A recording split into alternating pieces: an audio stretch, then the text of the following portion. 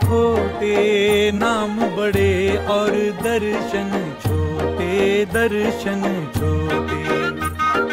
भोली सूरत दिल के खोटे, नाम बड़े और दर्शन छोटे। भगवान के घर देर है पर अंधेर नाही, तुझ्या बाबतीत हे खरं आहे की खरं आहे, 101% खरं. मग त्याच्याबद्दल सांग आधी. भगवान दादाच्या सिनेमांनी मला असं वाटतं की माझ्या आयुष्यामध्ये फार वेगळी कलाटणी निर्माण करून दिलेली. आता 2-3 दिवस झाले सिनेमा रिलीज होऊन, सगळीकडनं खूप भरभरून प्रतिसाद येतोय.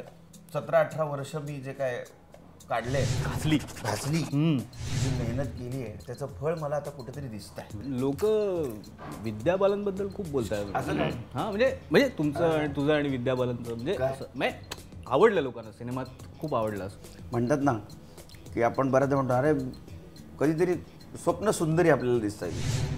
मी स्वप्न सुंदरीवर कामच केलं आहे. क्या बात आहे, क्या बात आहे. पण सिनेमा एवढा सुंदर झाला त्यामुळे लोकांना आधी वाटलं होतं विद्या बालन आहे म्हणून डर्टी पिक्चर होईल की काय, पण तसं नाही झालं. लोकांच्या मनातला हा डर्टीनेस आहे.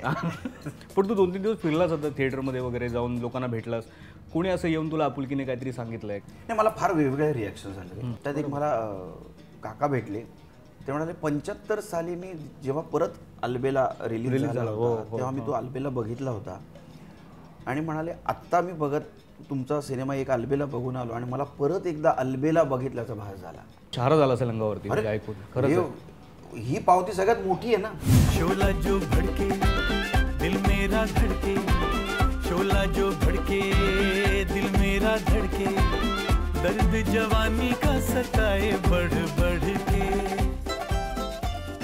मेन मुद्दा होता डान्सचा.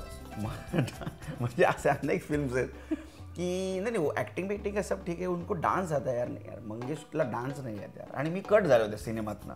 पण म्हणजे आता उलटं असं होणार आहे की आधी तुझ्याकडे प्रोड्युसर्स यायचे, डिरेक्टर यायचे आणि म्हणायचे अरे नाही याला डान्स येत नाही म्हणून. आता ते फक्त डान्सवरचा सिनेमा असेल तर तुझ्याकडे घेऊन येतील. मग कधीतरी प्रभुदेवा पण येईल ABCD घेऊन वगैरे. हे बघ, प्रभुदेवा हा देवाच आहे. मग तू भगवान आहेस. भगवान कुछ भी कर सकता है. भगवान कुछ भी कर सकता है. विद्या बालनबद्दल जरा सांग ना. पुन्हा पुन्हा का तेच अरे मग तू असं तिच्या खांद्यावर हात टाकला म्हणजे सिनेमामध्ये. अरे ती डिमांड होती ती तिची. नाही सीनची डिमांड होती. पहिलाच आमचा सिक्वेन्स गाण्याचा होता, रोज रोज श्याम ढले खिडकी. श्याम ढले, हां. आणि त्या पहिल्याच सीनमध्ये शूटला मला त्या गाण्यामध्ये त्यांचा हात धरायचा होता.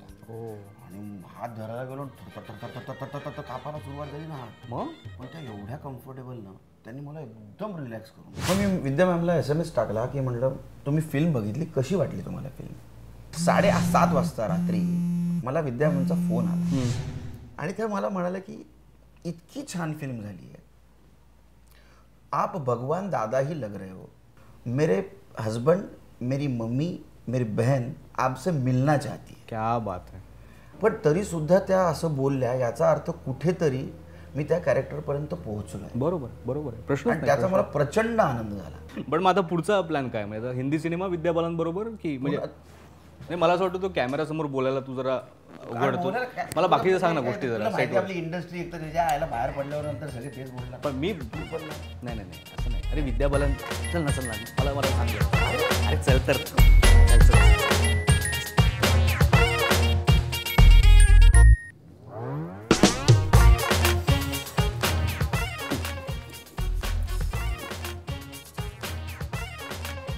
त्याला मी बघतो. तुम्ही एक अल्बेला बघा आणि सबस्क्राईब करा यूट्यूबवर अद्भुत चॅनल.